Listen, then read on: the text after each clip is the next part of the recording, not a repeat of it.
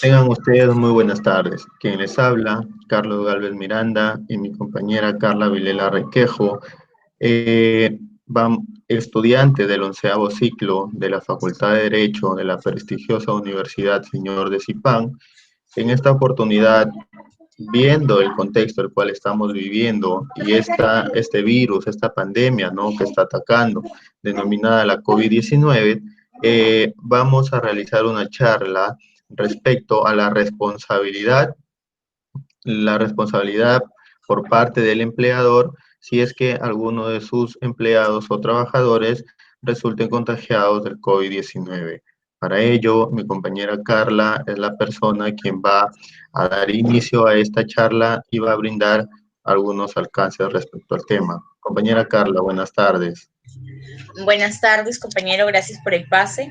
El tema de hoy es denominado la responsabilidad de los empleadores si el trabajador se contagia de COVID-19. Como sabemos, la crisis sanitaria ha disparado dudas sobre la seguridad en los centros de trabajo. La guía de buenas prácticas aprobada por el Ministerio de Salud contempla, entre otras recomendaciones, la distribución de equipos de protección individual, los denominados EPI, cuando no sea posible evitar el contacto personal o el contacto directo entre el personal. No obstante, la realidad nos ha demostrado que las mascarillas, los guantes, el gel antibacterial no ha llegado a todas las empresas. Entonces la pregunta sería, ¿qué pasa si el trabajador cae enfermo de coronavirus en su centro de trabajo? ¿Habrá consecuencias legales? Bueno, indudablemente la pandemia o la llegada del COVID-19 al Perú y las medidas del Estado adoptadas al respecto han remecido con fuerza el mundo de las relaciones laborales.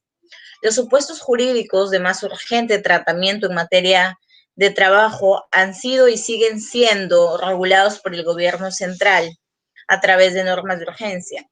Sin embargo, no debe sorprender que las consecuencias de la pandemia en el ordenamiento laboral no se limiten al inmediato. Por el contrario, la llegada del COVID-19 promete significar en el futuro importantes problemas para el mundo del empresariado nacional, especialmente en el marco de los procesos laborales que se entablen por indemnización por daños.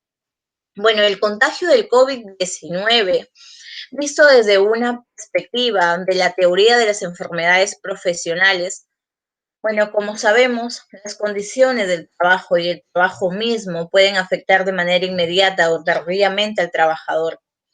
En ese caso, hay dos ejemplos. El primero se trata de los accidentes de trabajo y la última son las manifestaciones de las enfermedades profesionales. ¿Qué son las enfermedades profesionales? Fenómenos propios de la actividad realizada o de los riesgos al que el trabajador se ve expuesto en su centro de labores. La doctrina ha intentado diferenciar entre las llamadas enfermedades profesionales verdaderas y las enfermedades indirectamente profesionales o enfermedades de trabajo. Bueno, las enfermedades profesionales verdaderas están estrictamente ligadas a la profesión u oficio del trabajador o al material que éste elabora. Y las segundas pueden ser producidas tanto en ocasión del trabajo como en otras circunstancias. El ejercicio de la actividad profesional facilita las condiciones de un más fácil desarrollo y evolución. Bueno, las enfermedades profesionales pueden padecer bien de enfermedades previamente contraídas, que pueden resultar agravadas por el trabajo desarrollado por factores como la estación del año, el clima, la situación, la geografía del lugar, la raza, la herencia, el sexo, enfermedades anteriormente padecidas, medios económicos, la alimentación, entre otros factores, o bien de enfermedades comunes que no se relacionan con la actividad laboral. Bueno, a nivel doctrinario se ha atribuido a las enfermedades profesionales las siguientes características.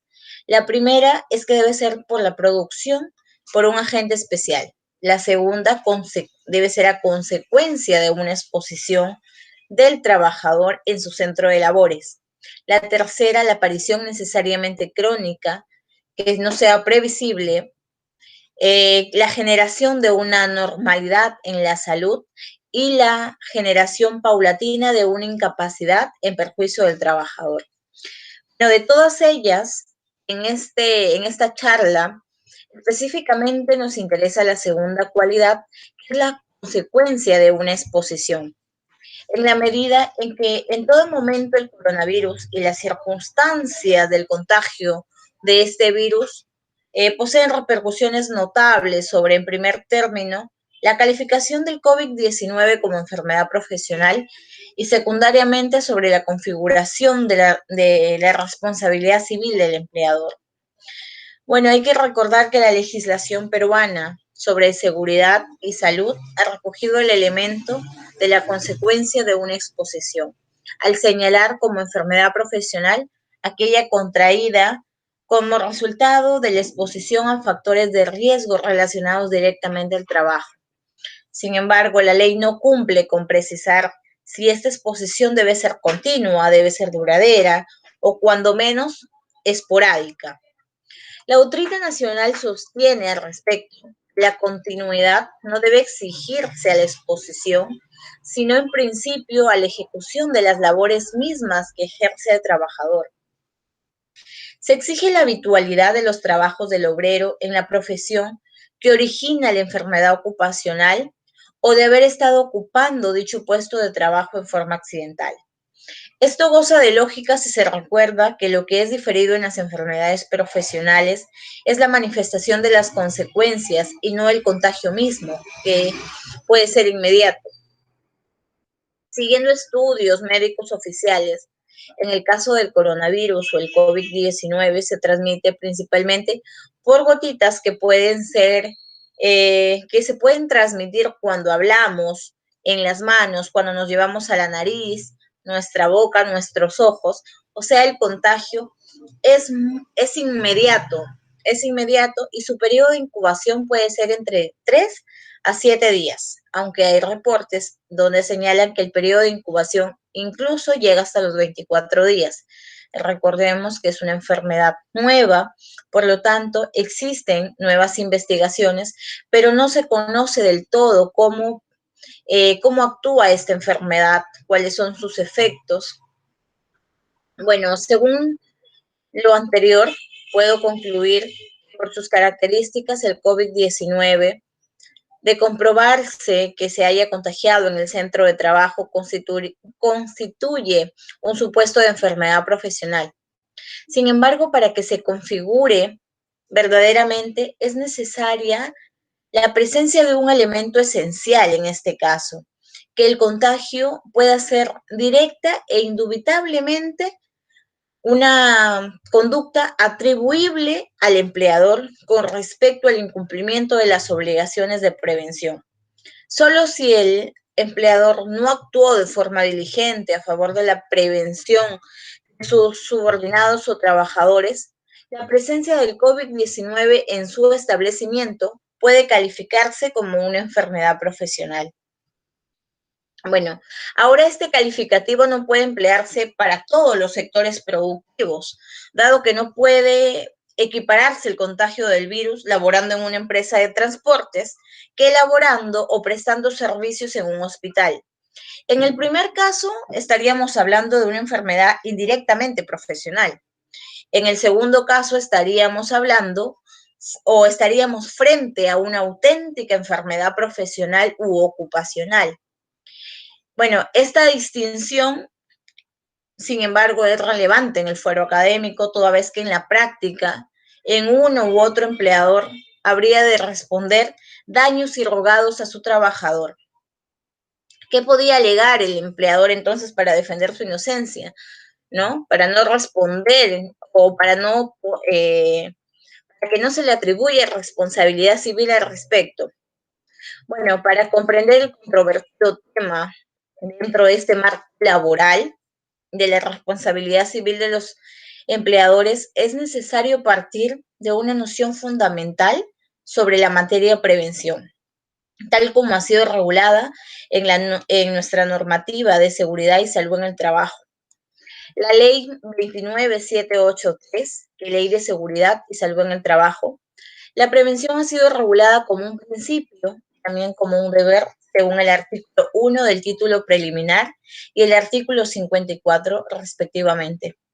Bueno, se aprecia que esta norma claramente lo que pretende es incentivar la diligencia preventiva del empleador y solo en un segundo término sanciona el incumplimiento de esta obligación de ser negligente al momento de salvaguardar la salud de sus trabajadores.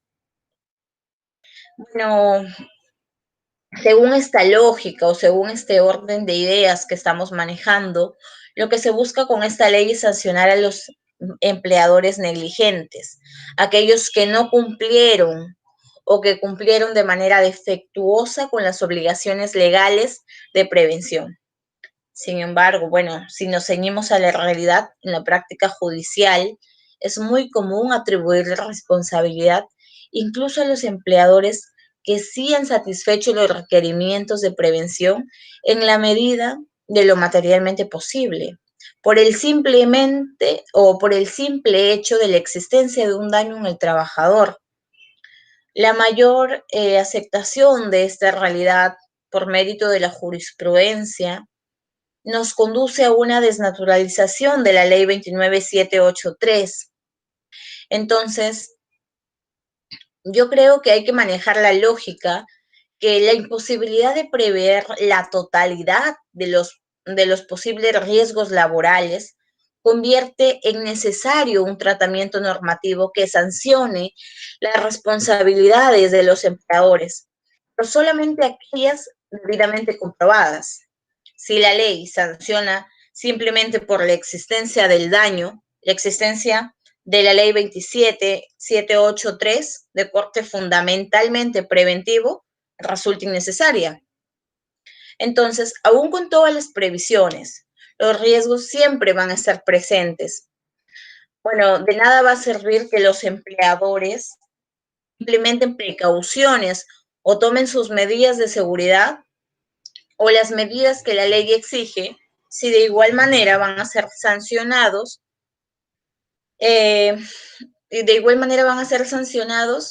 como si hubieran actuado de manera negligente. Entonces, de ahí partimos que la atribución de esta responsabilidad civil del empleador debe ser secundada en un real examen de responsabilidad y no de una simple verificación de la existencia del daño. Es preciso identificar un factor atribuible directamente al empleador en tanto tal, en ejercicio en su dirección y control principalmente de prevención para imputarle responsabilidad civil por los daños al trabajador. A modo de conclusión, considero que alejándonos de las referidas o las cuestiones prácticas de urgente resolución, hemos enfocado nuestra atención en los problemas procesales del futuro, así con base en teoría en las enfermedades profesionales y en la construcción doctrinaria de la responsabilidad civil del empleador. Se ha llegado a las siguientes conclusiones, ¿no? Por su forma de transmisión y la aparición diferida de sus efectos, el COVID-19 posee la calidad de una enfermedad profesional. En los últimos días, el COVID-19 ha sido incorporado como una enfermedad profesional, pero solamente para el sector de la salud. El contagio de este virus no constituye por sí una enfermedad profesional para los otros sectores de las relaciones laborales, pero solo podrá ser calificada como tal si es que el empleador es incapaz de demostrar procesalmente que su contagio no se dio en el centro de trabajo o en el ejercicio de sus funciones laborales. De acuerdo al sector que se trate, el contagio del COVID-19 puede significar una enfermedad propiamente dicha o una enfermedad indirectamente profesional. En el sector de la salud es evidentemente una enfermedad profesional propiamente dicha o una enfermedad profesional verdadera. Los supuestos de incumplimiento defectuoso del deber de la prevención del empleador en el contexto de esta pandemia del COVID-19 son únicamente vencibles si la empresa cumple comprobar que al trabajador con síntomas del virus se le impidió de manera válida y oportuna el ingreso al establecimiento de trabajo.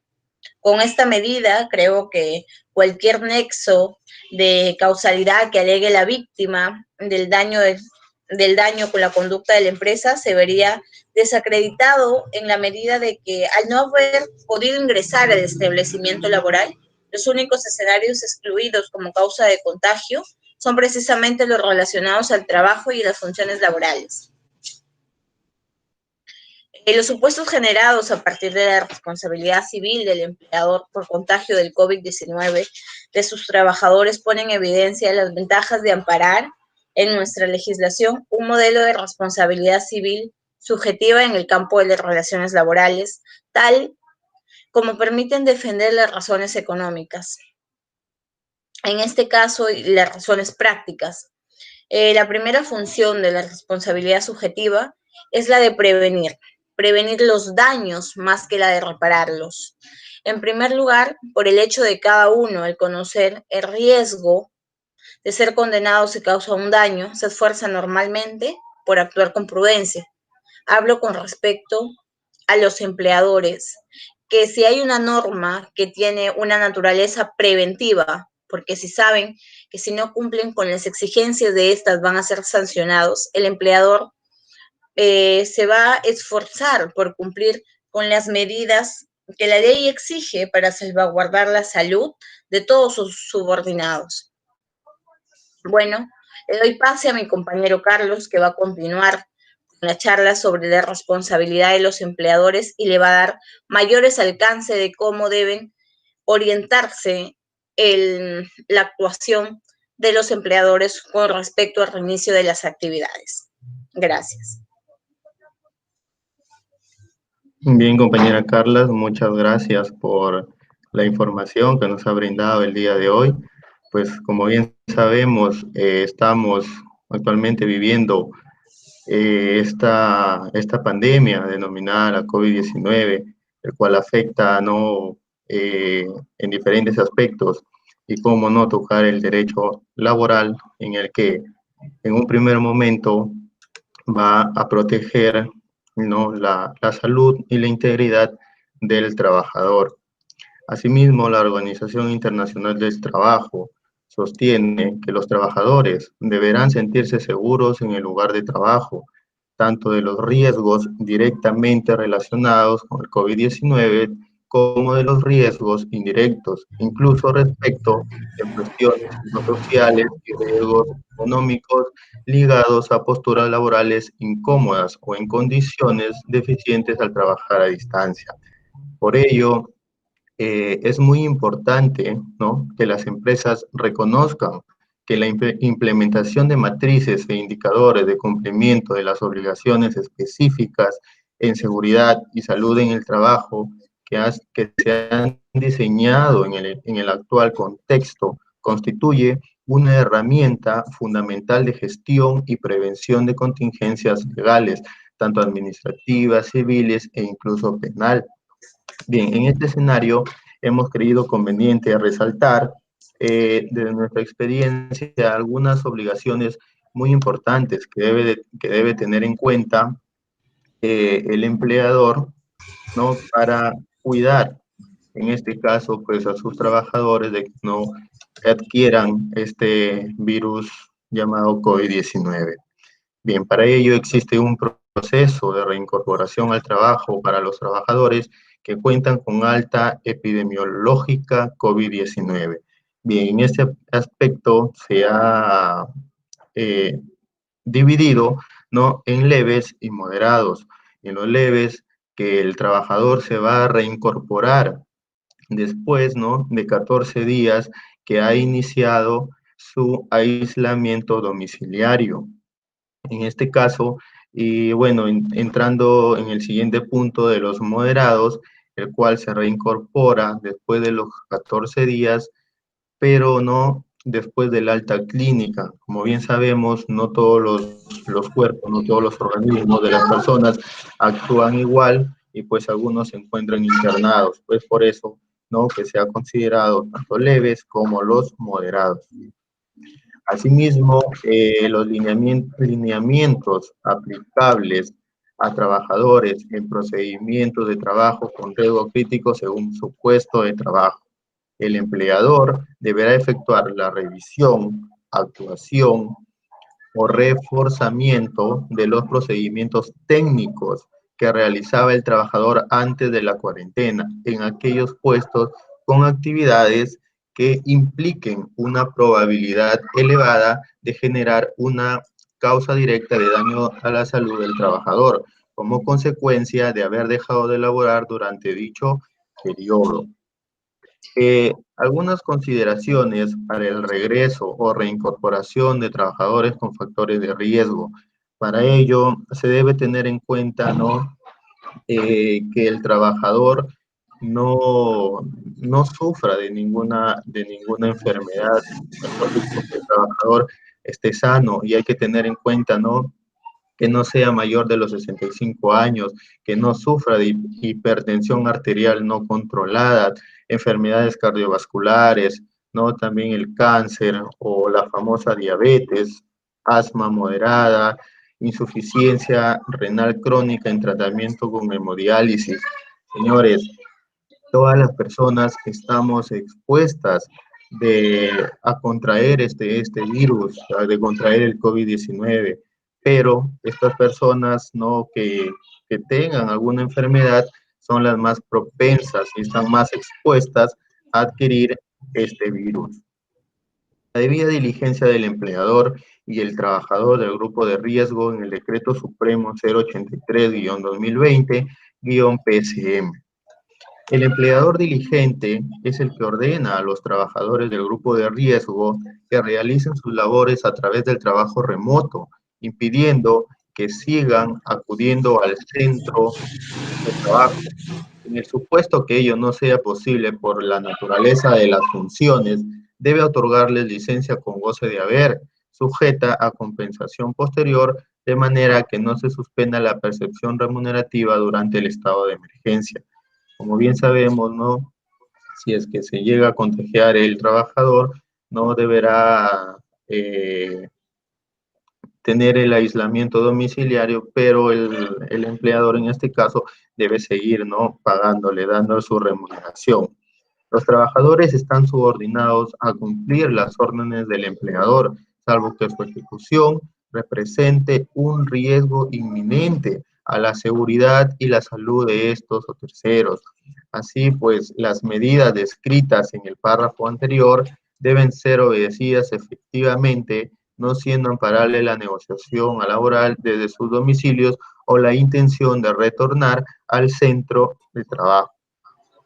Si se parte, ¿no? O partiendo del Decreto Supremo 083-2020-PSM, en el cual pues establece que el empleador priorice la aplicación del trabajo remoto para los trabajadores del grupo de riesgo, significa que no está obligado a adoptarlo cuando razonablemente considere que el centro de trabajo no es un riesgo inminente para la salud. Es decir, que si el lugar tiene las medidas de seguridad adecuadas que garanticen un ambiente inocuo dentro de lo que resulta factible, puede disponer que el personal del grupo de riesgo retorne al centro de trabajo. Es evidente que el nivel de seguridad adecuado por el grupo de riesgo es superior al que la resolución ministerial 239-2020-MINSA dispone para el común de los trabajadores. Por ello, el empleador que pretenda reiniciar las actividades del personal más vulnerable debe adoptar medidas de protección que hagan técnicamente imposible el surgimiento de contagios. Si el trabajador evidenciase la ausencia o insuficiencia de las mismas en el centro de trabajo, podrá válidamente negarse al laboral. Bien, la intención de acudir al centro de labores por parte del trabajador del grupo de riesgo no obliga al empleador a aceptarla. Ello contravendría su poder de dirección. Lo que sí es posible es que lo permita, siempre que considere razonablemente que las medidas de seguridad implementadas son idóneas. Bien, En este contexto, este fenómeno de salud pública tiene el potencial de afectar numerosos aspectos de la vida cotidiana, siendo uno de ellos el empleo, señores, por lo cual el Ministerio de Salud emitió pues los lineamientos para la vigilancia de la salud de los trabajadores con riesgo de exposición a COVID-19. Bien, contenido el plan. Existe un plan, ¿no?, de vigilancia y prevención, de vigilancia, prevención y control a los trabajadores para evitar el contagio del COVID-19. Asimismo, ¿no?, las características de vigilancia, prevención y control de acuerdo con el riesgo de exposición, que se detalle la frecuencia en la aplicación de pruebas de descarte según el grado de exposición de cada trabajador, las medidas de salud mental para conservar un adecuado clima laboral y las medidas a implementar respecto a practicantes, visitas o proveedores. Muy bien. Dentro de los lineamientos básicos, ¿no?, para la aplicación obligatoria, en el cual pues cada empresa, ¿no?, eh, quien va a tener que cubrir ciertos requisitos o tiene que cumplir ciertos requisitos para que pueda reiniciar sus labores, con la única finalidad de proteger la salud del trabajador. Para ello se debe de contar eh, para ello se debe de contar con el plan, ¿no?, como ya les estaba mencionando, el plan de vigilancia, prevención y control del COVID-19, así como también se debe realizar las pruebas de descarte de COVID cuando corresponda. De acuerdo a a la resolución ministerial 239-2020-MINSA, el cual establece la obligación de los empleadores de realizar pruebas serológicas o moleculares para el COVID-19 a todos los trabajadores que regresan o se reincorporan a puestos de trabajo con muy alto riesgo, que no puede ser alto y mediano riesgo. Para puestos de trabajo, la aplicación de estas pruebas es opcional, dependiendo de la indicación del profesional de salud de servicio y la salud en el trabajo. Si es que no cuentan o si es que no se realiza estas pruebas de descarte, ¿no?, de COVID-19, hay una multa, ¿no?, o también podemos llamar una sanción que puede ir desde los 989 soles hasta, ¿no?, los 225.879 soles. Cabe aquí precisar que se tiene que tener en cuenta, ¿no?, qué tipo de empresa es, si es mediana, ¿no?, o grande empresa. De acuerdo a eso es que se va a determinar o a imponer una sanción.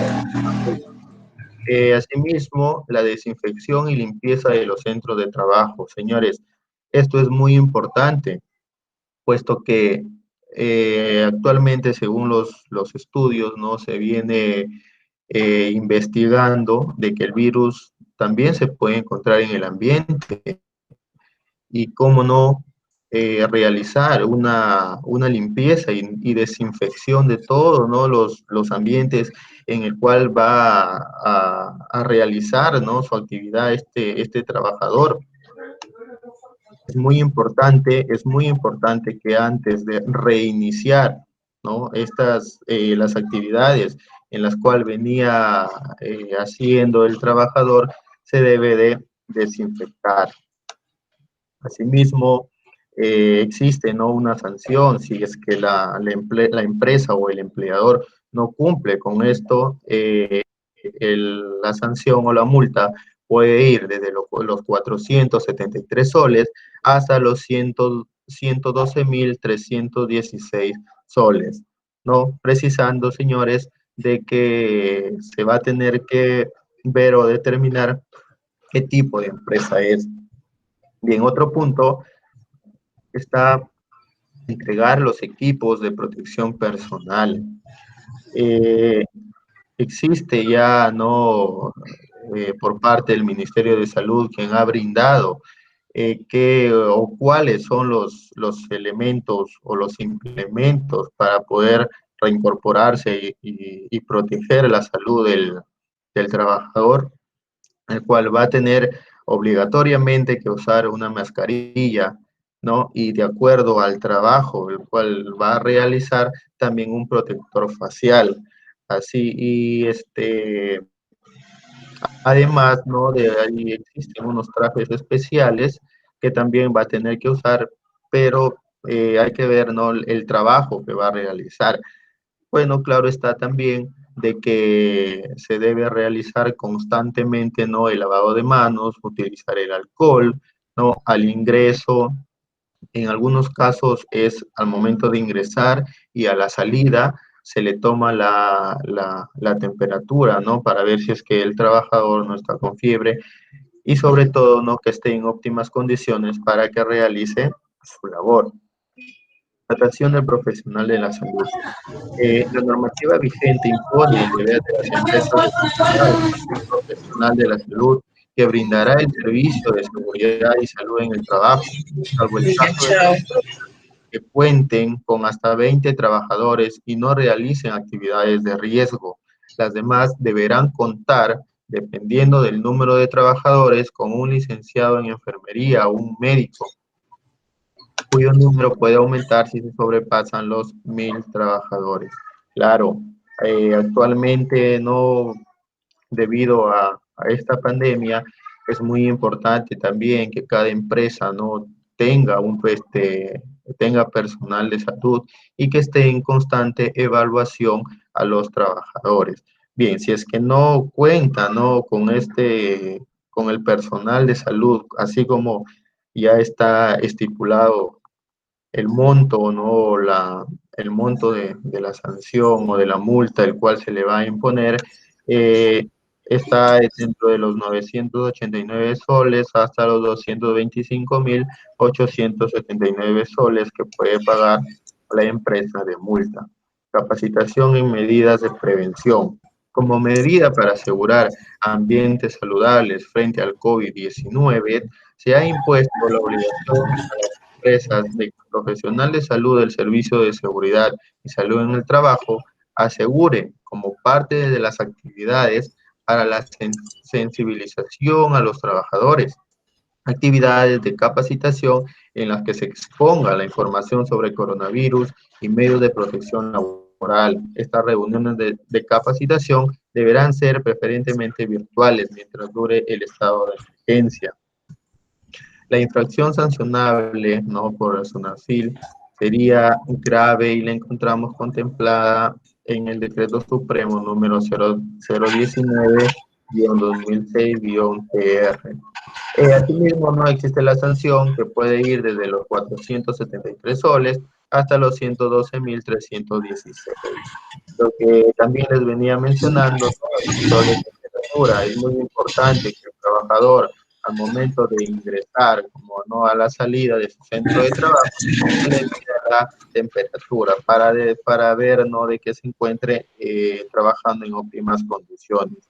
No optar las medidas de lavado y desinfección de manos. El empleador en el contexto actual, derivado del COVID-19, debe asegurar la cantidad y ubicación de puntos de lavado de manos. Ojo, señores, ojo aquí, empleador, tengan mucho cuidado, de que debe de existir puestos, ¿no? En el cual el trabajador se va a tener que lavar las manos, asimismo, de echarse, ¿no? Alcohol a las manos para que esté desinfectado. Debe existir un lavadero, su caño con conexión a agua potable, jabón líquido, jabón desinfectante y pues no el papel toalla. Asimismo su alcohol, no, alcohol en gel para el uso libre de lavado y desinfección de los trabajadores. El grupo de riesgo, respecto a los trabajadores considerados como grupo de riesgo, deberán permanecer durante la emergencia sanitaria realizando trabajo remoto. Caso no se puede realizar esto, deberán tener una licencia con goce de haber compensable. Se tiene que velar generalmente por la salud de todos los trabajadores, pero como lo acabo de mencionar, existe el grupo de riesgo que son las personas que más cuidado debemos de tener con ellas. No implementar medidas de seguridad y salud en el trabajo. Aunque en el trabajo remoto el trabajador presta servicios desde su domicilio o lugar de aislamiento obligatorio, la normativa ha impuesto la obligación al empleador de informar al trabajador las medidas, condiciones y recomendaciones de seguridad y salud en el trabajo que deberá observar durante la ejecución del trabajo remoto, incluyendo aquellas medidas que debe observar para eliminar o reducir los riesgos más frecuentes en el empleo del trabajo remoto. Asimismo, existe, ¿no?, una multa que se le va a imponer a la empresa que va desde los 473 soles hasta los 112.316 soles. Señores, eh, estamos viviendo un tiempo muy difícil, muy preocupante a nivel internacional, en el cual pues vemos cuántas personas mueren a causa de este virus, ¿no? Que ataca sobre todo a las personas que ya presentan alguna enfermedad o nuevamente no señalo de que a todas las personas puede atacar este virus. Entonces, se debe tener las recomendaciones necesarias e importantes para cuidar la salud y la integridad del trabajador.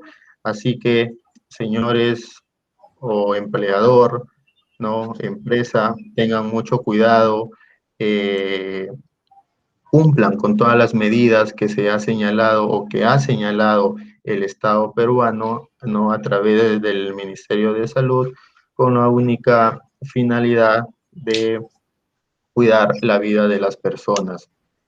Eso es todo, señores. Espero que hayan entendido y muchísimas gracias por parte de la Universidad Señor de Zipa. Muchas gracias.